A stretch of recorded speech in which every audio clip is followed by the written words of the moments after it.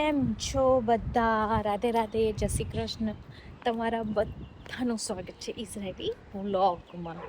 તો ગાઈસ, આજે તો મને ટાઈમ જ નહીં મળ્યો કેમ કે આજે ક્લિનિંગ બી કરવાનું હતું એન્ડ ખાસું લેટ થઈ ગયું હતું, એટલે વ્લોગ બનાવવાનો ટાઈમ જ નહીં મળ્યો. તો બસ અભી જસ્ટ હું બહાર નીકળી છું. આજે હું જાઉં છું મારા ફ્રેન્ડના ઘરે, કેમ કે એનું છે ને જે ફેમિલીમાં એ કામ કરે છે ને એ ફેમિલીમાં એનું 1 વર્ષ પૂરું થયું છે. તો આજે થોડું સેલિબ્રેટ કરી રહીએ છીએ.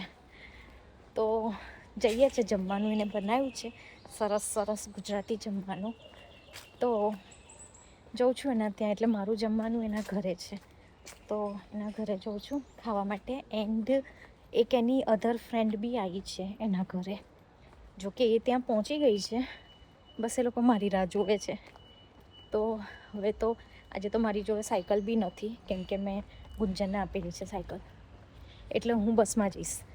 તો ફટાફટ હું ચાલતા ચાલતા જોઉં છું.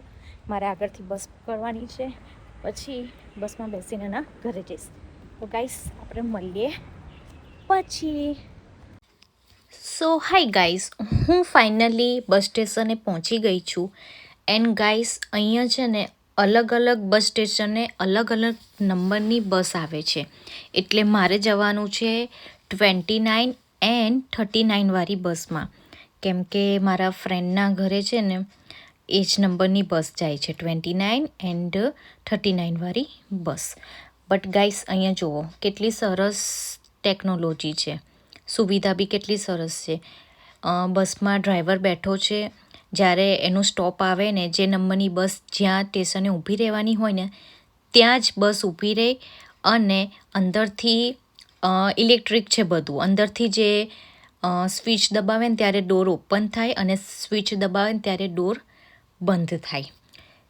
અહીંયા આવી સિસ્ટમ છે. એન્ડ ફાઇનલી ગાઈસ, મારી 29 વાળી બસ આવી ગઈ છે ગુંજનના ઘરે જવા માટે. ફાઇનલી 29 વાળી બસ આવી ગઈ છે. તો ગાઈસ, અહીંયા બધી જગ્યાએ બોર્ડ બી મારેલા હોય છે એન્ડ બસ નંબર લખેલા હોય છે કે કયા નંબરની બસ કયા બસ સ્ટેશને આવશે. બટ ગાઈસ, આજે હું જે બસમાં બેઠી છું ને એ બસમાં તો બહુ જ ભીડ છે, બહુ એટલે અતિશય. બેસવાની પણ જગ્યા નહોતી. બટ ફાઇનલી મને બેસવાની જગ્યા મળી ગઈ છે. તો હું ફાઇનલી બેસી ગઈ છું. હાય ગાઈસ, તો ફાઇનલી હું ગુંજનના ત્યાં આવી ગઈ છું એન્ડ હવે જાઉં છું ગુંજનના ઘરે. બસમાં તો બહુ જ ભીડ હતી, પણ ફાઇનલી મને બેસવાની જગ્યા મળી ગઈ હતી, એટલે કંઈ ઇશ્યુ નહોતો. બટ બહુ ભીડ હતી આજે તો બસમાં. કંઈ નહીં, ફાઇનલી ગુંજનના ત્યાં આવી ગઈ છું. હવે જાઉં છું એના ઘરે, કેમ કે એ ફ્લેટમાં રહી છે ને, તો 6th ફ્લોર પર એનું ઘર છે. તો બસ જાઉં છું હવે એના ઘરે. તો આપણે બધા મળીએ પછી. તો ગાઈસ, ફાઇનલી ગુંજનના ઘરે આવી ગઈ છું. હવે જાઉં છું ગુંજનના ઘરે, બતાવું તમને.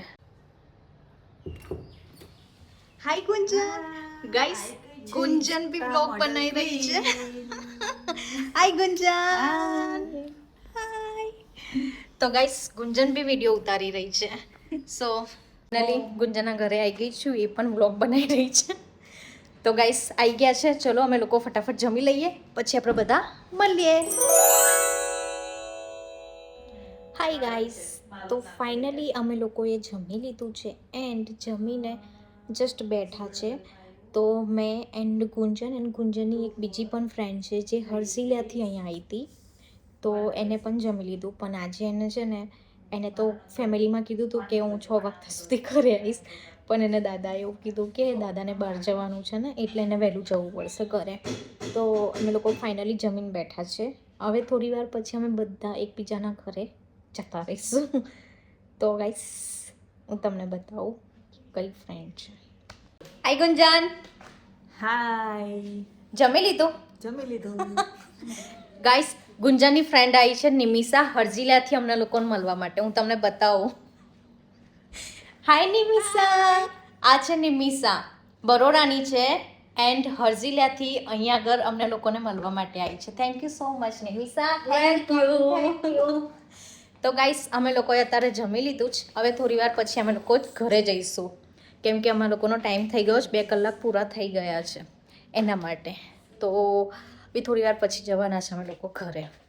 એન્ડ આજે તો હું બસમાં આવી એટલે મારી તો તબિયત બી થોડી ખરાબ થઈ ગઈ, કેમ કે બસમાં બહુ જ ભીડ હતી, મને બેસવાની બી જગ્યા નહોતી મળી.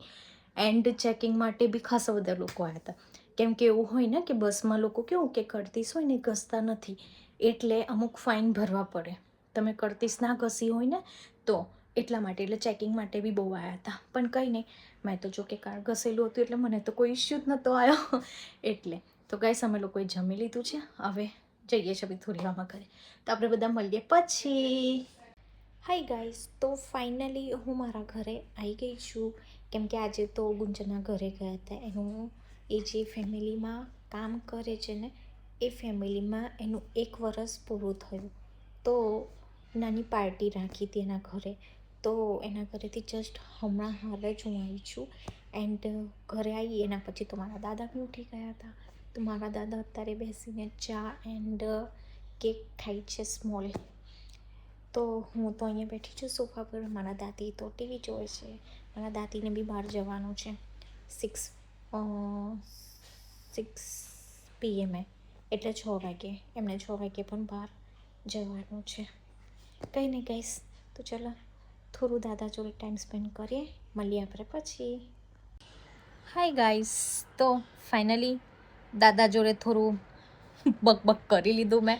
હવે દાદા બેઠા છે ફાઇનલી ટીવી જોવા માટે, એન્ડ હું બાલ્કનીમાં આવી ગઈ બેસવા માટે.